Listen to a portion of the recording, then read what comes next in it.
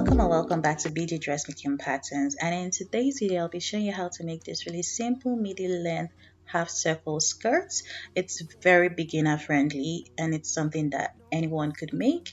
This is the pattern, and if you're interested in getting the pattern, the link is always in the description box for you to check out, and it comes with a detailed written instruction as well as this video tutorial which you're currently watching. So let's just jump right into the video. You start off by placing the front and back skirt pieces together at the side.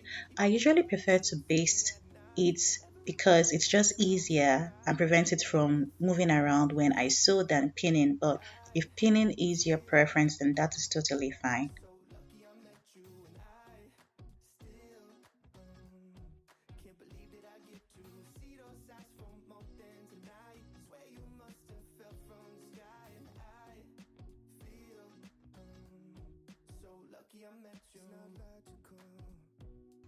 If you so choose to baste it, this is what you should have.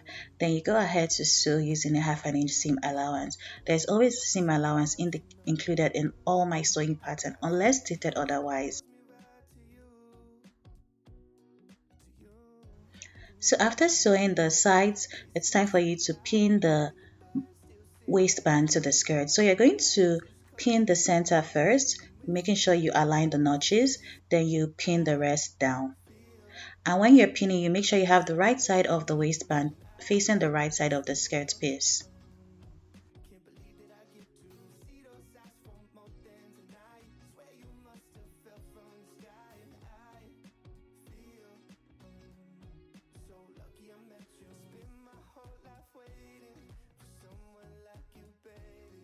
So after you're done pinning it, you're going to sew it down using a 1/2 inch seam allowance.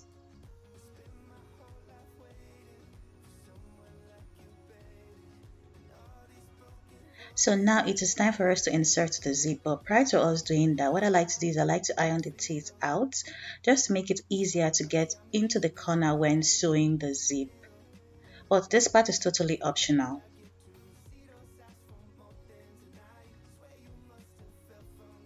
So after ironing it, this is what it should look like, as you can see. So now it's time for us to sew it to the center back of the skirt. But before we do that, what I like to do is I like to number it. So I'm going to have the right facing up as well as the right side of the zip facing up, and I'm going to number the left side 1 for both the zip and the skirt, and the right side 2 for both the zip and the skirts. So this way you know where to place what. Okay, so now that everything has been numbered, this is what you should have.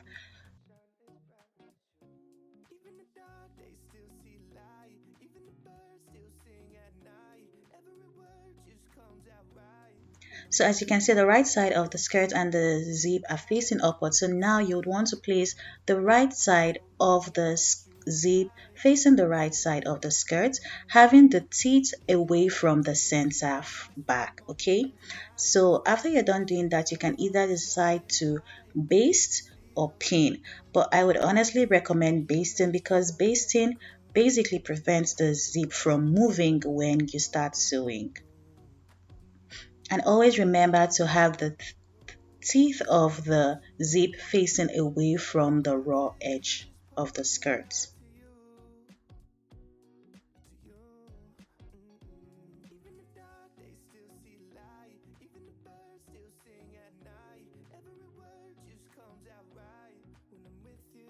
So after you're done basting one side, this is what you have, because when you turn it, this is what it's going to look like after sewing.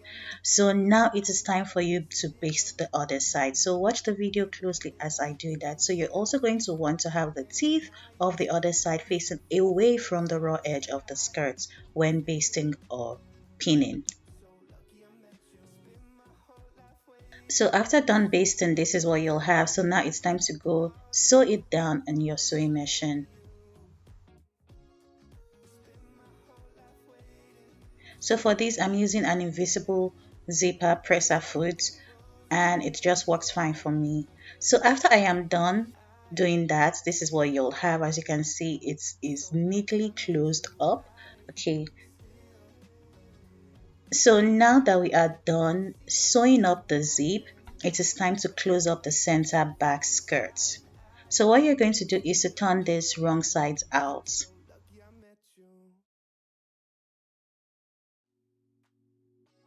After you turn it wrong side out, the next step is to pin it. But before you pin it, you want to make sure that the end of the zip is away, and you just pin it like so.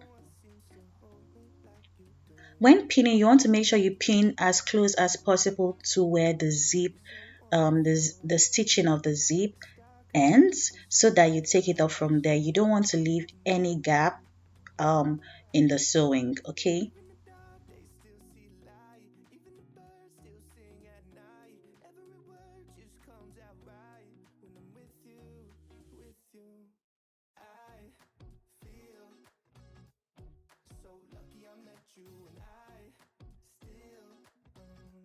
So after doing that, you're basically going to sew it all the way from there to the hem of the skirt.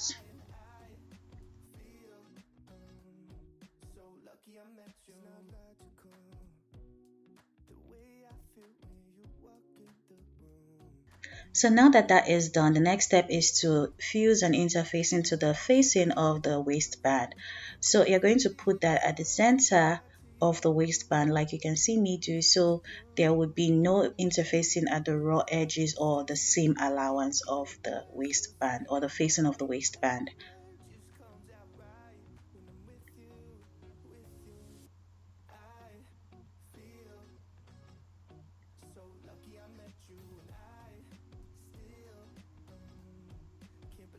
Okay, now that you've fused the interface together, the next step is to pin the facing of the waistband to the waistband itself. And you're going to pin it at the center first, aligning the notches, then you pin the rest down. When doing this process, you want to make sure that the right sides of the waistband and the waistband facing are facing each other. So after doing that, you're going to go inwards by half an inch at the bottom of the waistband facing, and just pin it as well so you have the wrong sides facing each other. This just makes it easy when you are stitching up or top stitching the waistband to the waistband facing. So after you're done doing that, the next step is just to sew round using a half an inch seam allowance.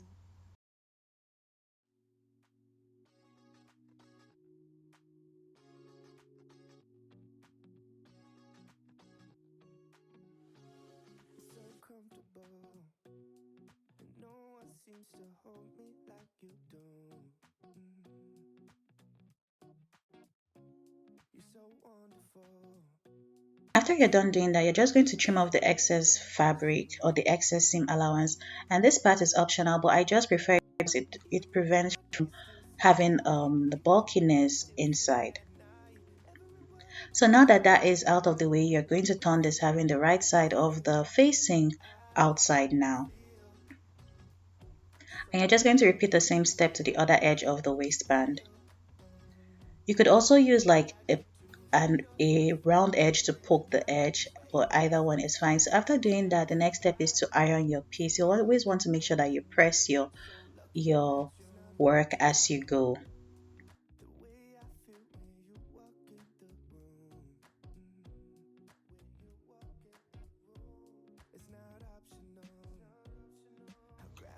So now you're going to want to fold the edge of the waistband facing inward using a half an inch seam and just pin it down like so.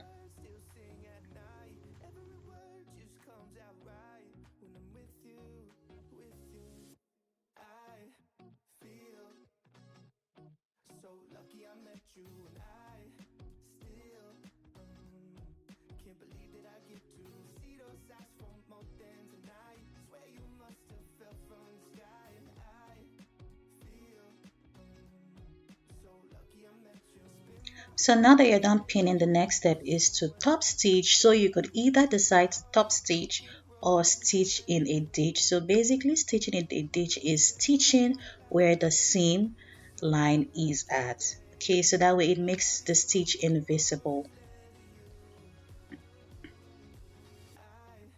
So after that, it's time to hem the skirt. So you're going to fold it using a half an inch seam allowance, and you're going to sew very, very close to the edge of the skirt.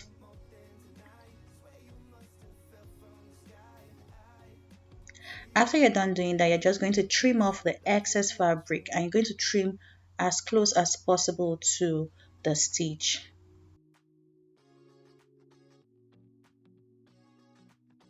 So after doing that, you're going to fold it again like so, then just sew it down. So you could either do this method or you could use the rolled hem presser foot. Either one works fine, but I find this method to be neater, and that is pretty much it for the skirt. So this is the final result. Thank you so much for watching, and if you're interested in getting the pattern, you could check the link in the description box to get the pattern, and I will see you all in the next video. Bye guys.